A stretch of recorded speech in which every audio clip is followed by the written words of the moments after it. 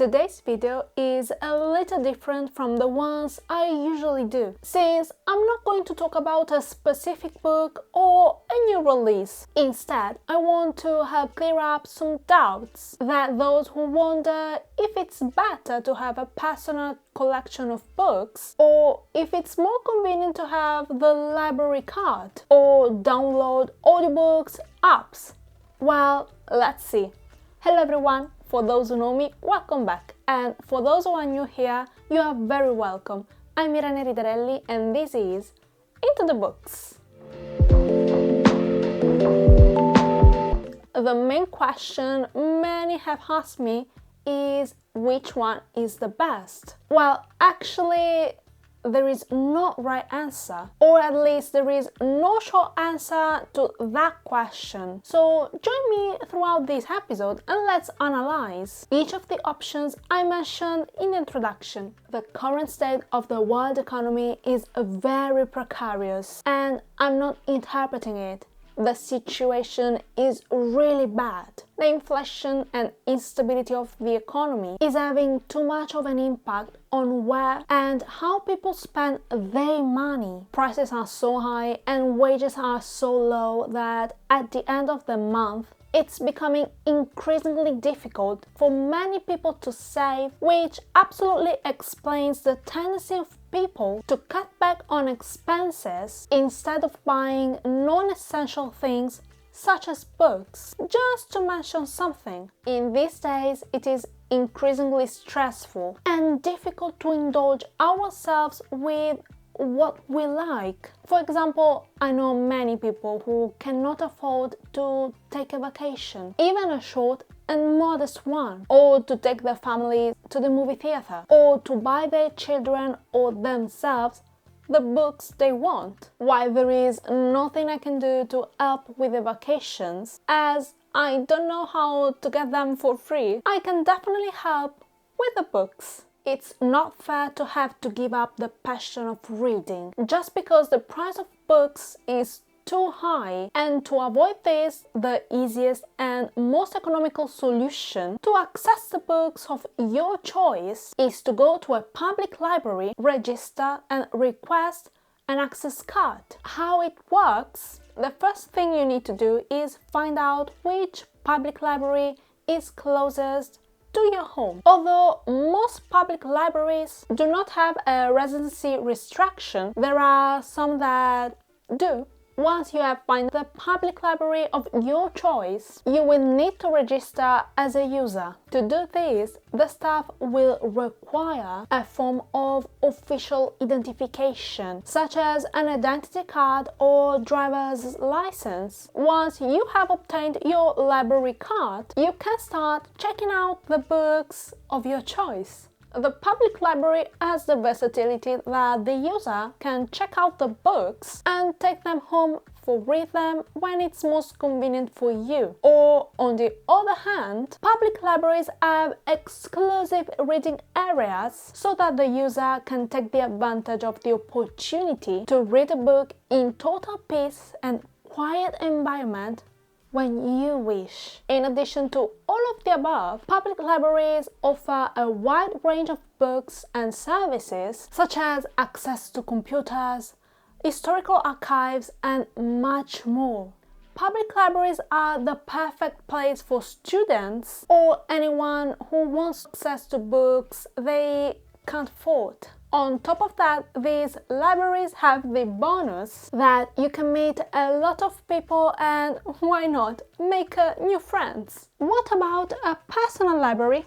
Surely there are many people who would like to have their own space where they can enjoy reading, where they know they can find their favorite books, where they can arrange the shelves as they wish, where they can decide which books to keep and which to give away or donate. In short, to have their own treasure chest where they can keep and display their literary gems. Is this the best option? Again, it is not possible to give a specific answer because it is not only a personal question but also a question of economy and space. It is undeniable how fascinating it is to have a magical space where you can relax and read a good book without the pressure of a deadline or opening and closing times. Owning the books means you can write notes and thoughts in them. You can highlight the parts you took interest in. And if you like a particular saga, you can buy these special editions and display them there. Of course, it is a different story to plan and create your library. I myself have a personal library that I love and take care of with much affection. But as I said in the previous point, having a personal library requires a financial effort that not everyone can afford. But if you belong to the category of people who have the opportunity to buy and collect books, whether they are new editions or rare books, I definitely recommend you to have fun developing your own literary space. So far, we have talked about the characteristics of public library and personal library. But what about audiobooks? Well, that is a whole different story.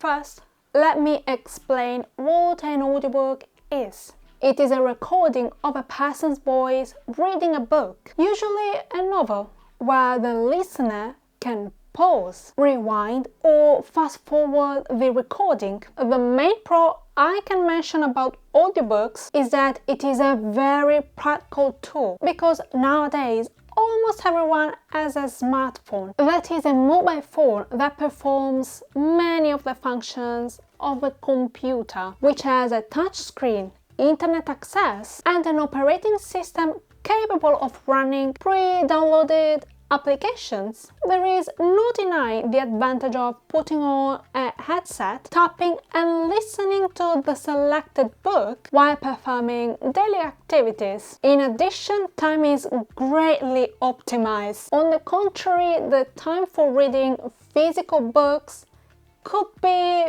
limited, since this is usually done before going to bed, because during the day the hours are occupied with activities that cannot be postponed, such as working, cooking, commuting, shopping, etc. And it is not possible to read a book while performing these actions. With audiobooks, there isn't an obstacle to reading the favorite book, since it is enough to download the corresponding application, choose the book that interests you the most, and voila!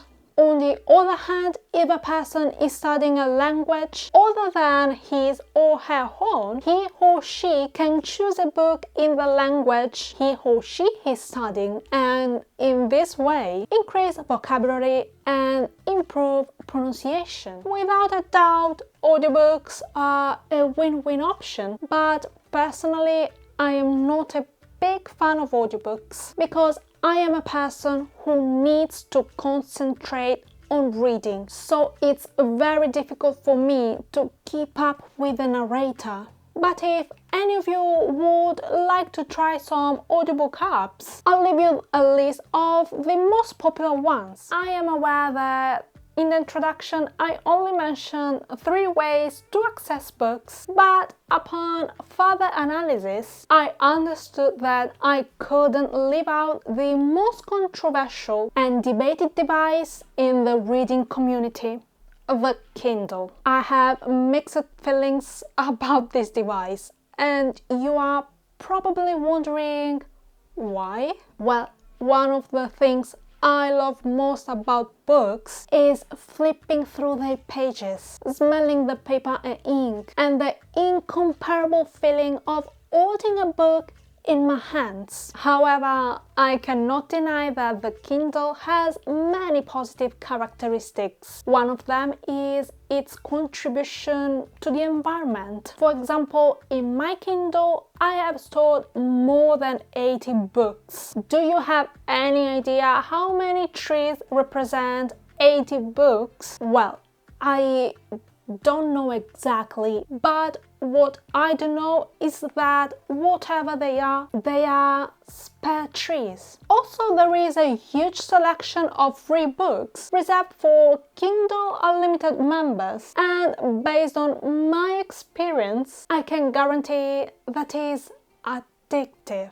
I joke with my friends when I call my device the Kindle of shame. Why do I call it that? Well, I have to admit that I have downloaded so many controversial books that it borders on embarrassment. Honestly, I would never have bought these books because they are so debatable that they would not justify wasting money to buy them, let alone having a tree cut down to make them. I only downloaded them because I am a Kindle Unlimited member, and to my surprise I liked many of them, and even more because they were free.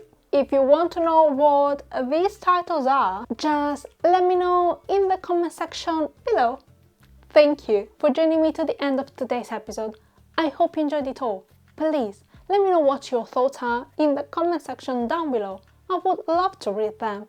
And if you haven't already done so, I invite you to subscribe to the channel, turn on the notification bell, and share this video with someone you think might be interested. As usual, I'll see you next week.